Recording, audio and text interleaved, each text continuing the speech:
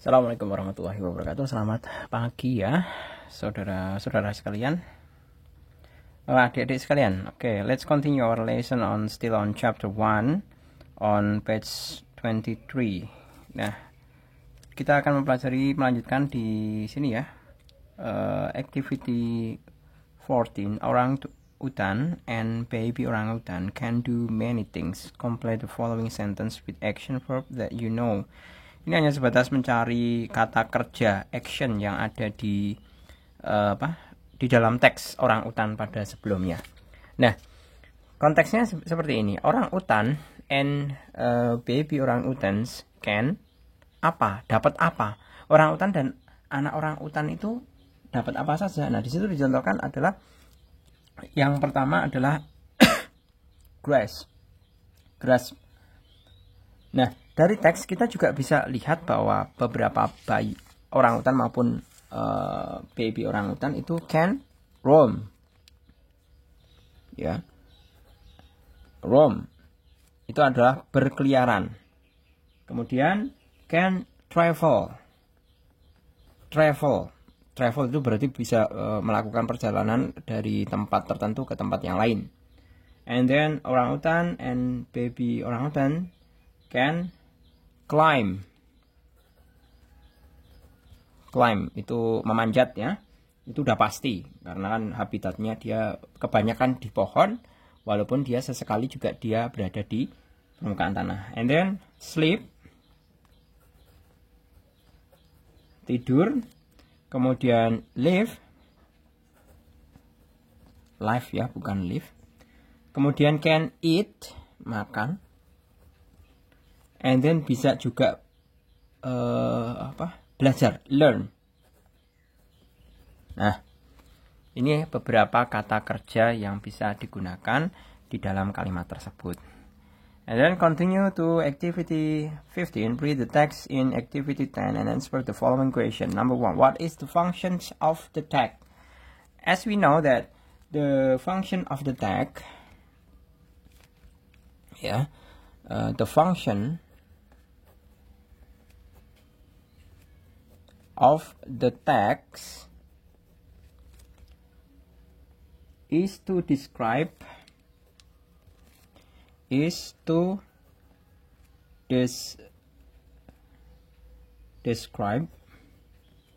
the orang utan. The orang utan in general. Nah, jadi fungsi dari teks tersebut adalah untuk menjelaskan mengenai orang utan secara umum. And then for the second question, are the verb in the text in the present, past, or future tense? Nah, tentunya dari kalimat itu kan kita bisa melihat bahwa kalimat-kalimat yang ada di dalam teks itu kecenderungannya adalah dalam bentuk present tense. Jadi kita bisa menjawabnya, the verbs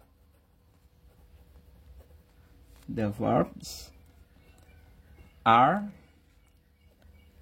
mostly in present tense. Nah, ini kenapa pakai ini ada S-nya, kemudian pakainya are. Nah, kita itu menulis sambil kalian tuh memperhatikan ya. Jadi setidaknya kalian menulis juga mengerti tensesnya apa, grammarnya apa. Seperti itu. Jadi bukan hanya sekedar kalian visit ke sini itu cari jawaban ya. Okay, for the number 3, underline the passive voice in the text. Nah, sebenarnya kita bisa mencari passive voice yang ada di teks ya dengan melihat teks kembali. Tapi beberapa di antaranya Pak Jul yang bisa lihat ya di situ. Saya contohkan pasif ya. Yang pertama, thousands of orangutan were killed.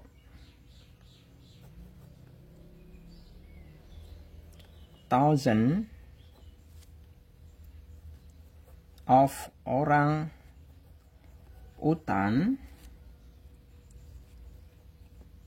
were killed. Ya.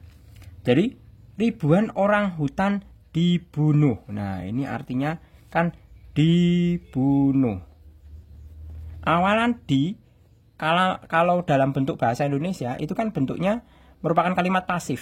Jadi kalau kalimat pasif dari bahasa Inggris ya, kalian mestinya bisa mengerti bahwa oh itu kalau misalkan diartikan itu berarti di bla bla bla. Nah, di kata kerjanya apa? Seperti itu. Ini contoh yang pertama. Kemudian contoh yang kedua. The habitat of thousands. The habitat of thousand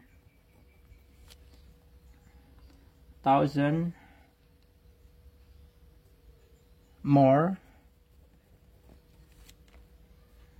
was destroyed.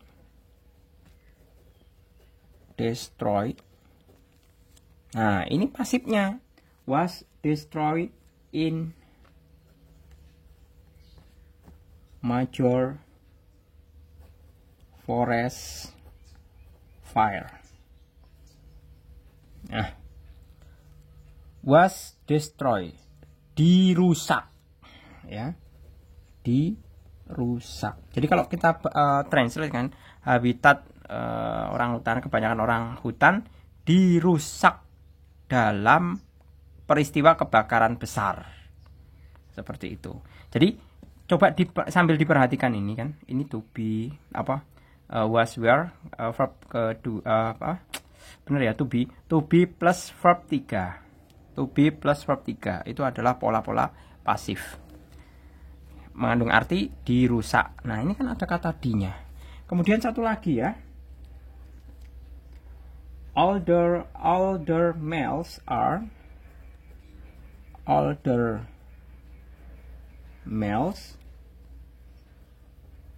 are often found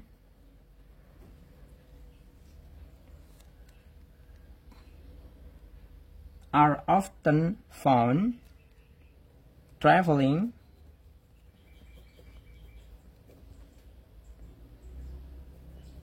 and sleeping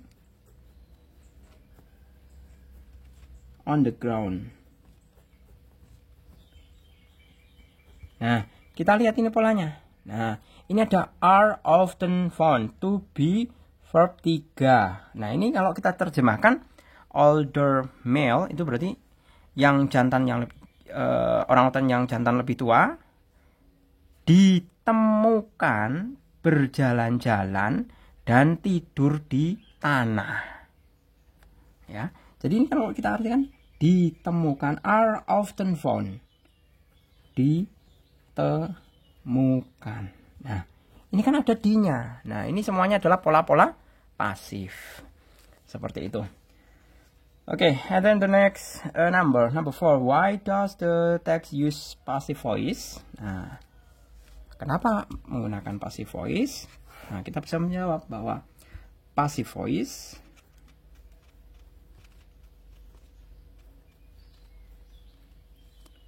is used in the text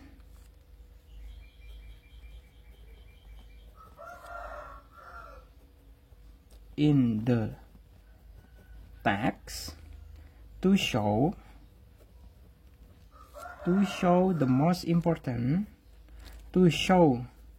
the most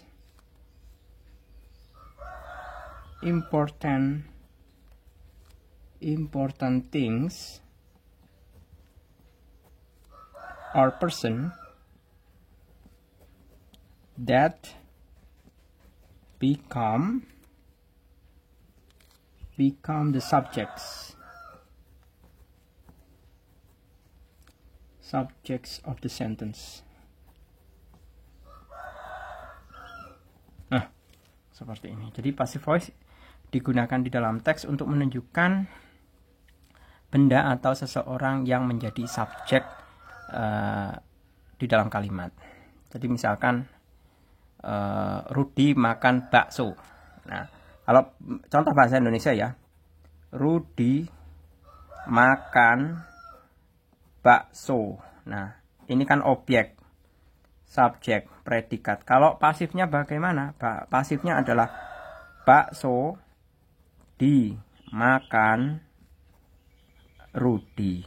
Nah, kan Jadi bendanya jadi subjek seperti itu. Tapi kan polanya tetap sama, subjek, predikat, objek. Nah, predikatnya ini, kata kerjanya ini mengandung arti dimakan. Seperti itu.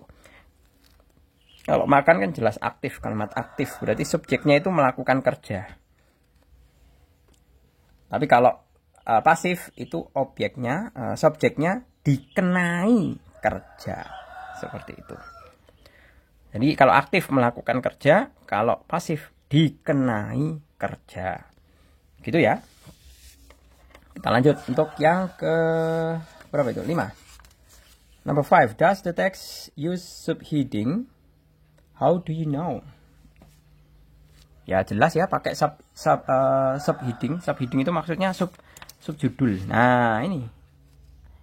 Kan orang utan, behavior, physical description, diet, mating system, and baby orangutan. Nah, berarti itu pakai heading, ya. Jadi kita bisa menjawabnya yes, it does.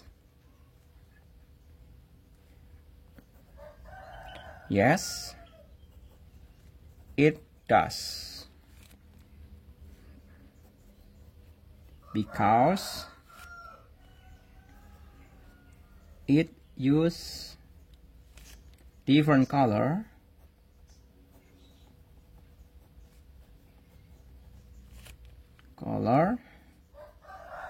easily to be seen in the text, and then give the main topic.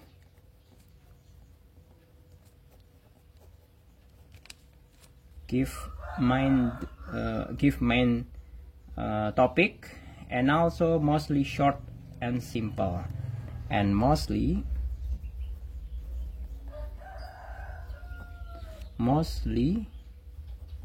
short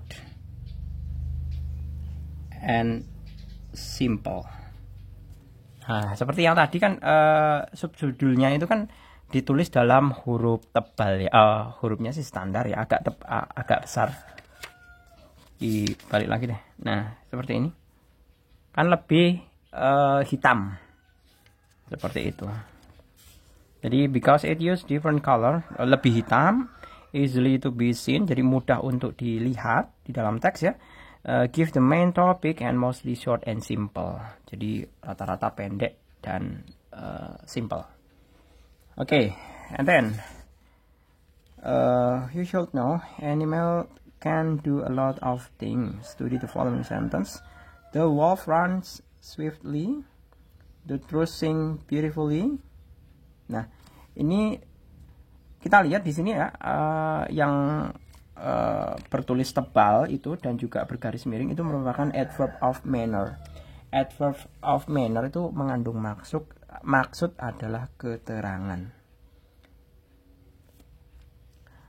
They describe how people and animal do things. Look at the following sentence. The elephant pulled the heavy log slowly. Adverb. Nah, ini juga keterangan ya, keterangan. Sama-sama adverb of manner sama adverb itu sama-sama keterangan.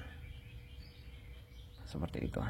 Nanti mungkin ada di bagian belakang atau sudah, kayaknya malah sudah dibahas di sebelumnya ya, mengenai adverb of manner itu. Jadi adverb sama adverb of manner itu sudah dipelajari kayaknya di sebelumnya. Okay, let's continue to activities 16. Without looking back at the text in activity 10, match column A with column B about orangutan. Nah, kita diminta untuk mencocokkan mengenai kata-kata yang ada di kolom A dengan kata-kata yang ada di kolom B. Seperti itu.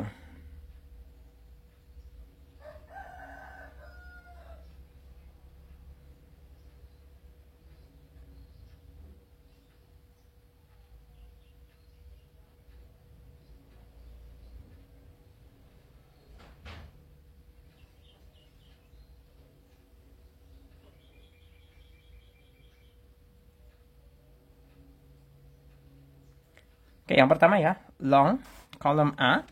Long itu jelas mengandung arti panjang.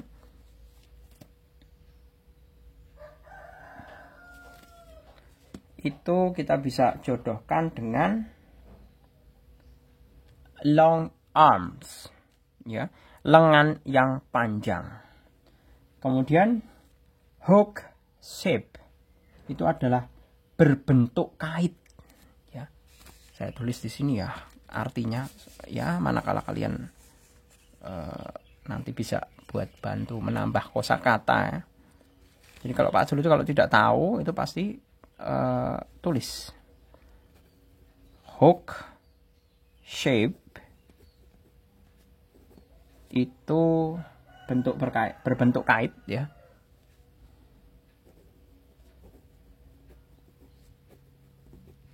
Berbentuk kait.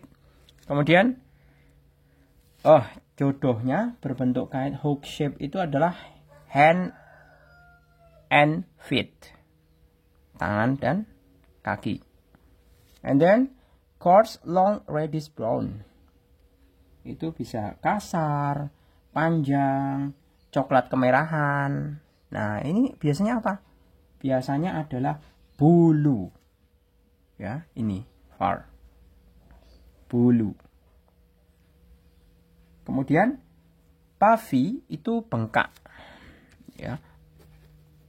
Puffy itu bengkak. Nah, yang biasa bengkak itu adalah cheek, ya, pipi. Nah, wah, pipinya bengkak. Apalagi kalau lagi kena gondongan itu. Gondongan itu penyumbatan pada getah bening. Itu biasanya diiringi dengan demam, kemudian di bagian leher sama sedikit ke atas pipi bagian pinggir, ya, itu biasanya bengkak. Nah, jadi puffy, yang biasa bengkak itu adalah cheek, pipi, ya. And then a groaning, bubbling. Sebentar. Hanging. Hanging belum, ya. Hanging itu adalah sebuah gantung atau gantungan, itu juga boleh. Mestinya adalah hanging.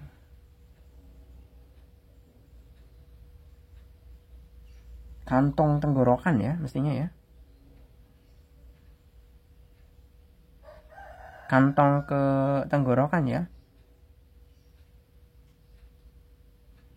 Ya, kantong tenggorokan itu. A hanging itu a throat pouch.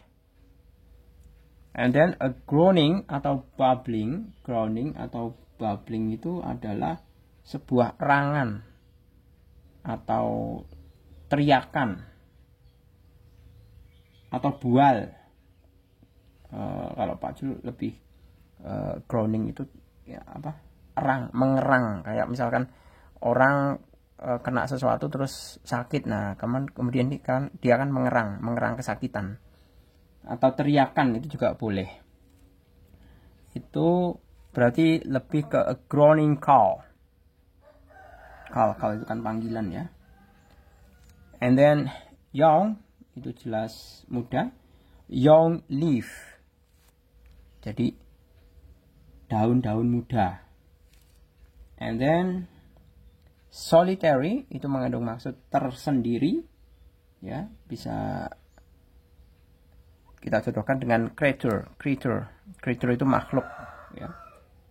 Jadi makhluk yang suka menyendiri, berarti solitary creature. And then massive itu besar sekali. Nah, bisa pada saat kebakaran nih, massive forest fire. Jadi kebakaran hutan yang besar. And then a single itu tunggal atau sendirian, ya. Itu sama saja a single infant. Infant itu bisa dikatakan bayi, ya, atau bayi kecil atau bayi mungil. Boleh dikatakan, ini bukan berarti bayi tunggal, itu enggak. Mungkin bisa kita artikan a single infant itu bayi yang kecil, mungil, seperti itu.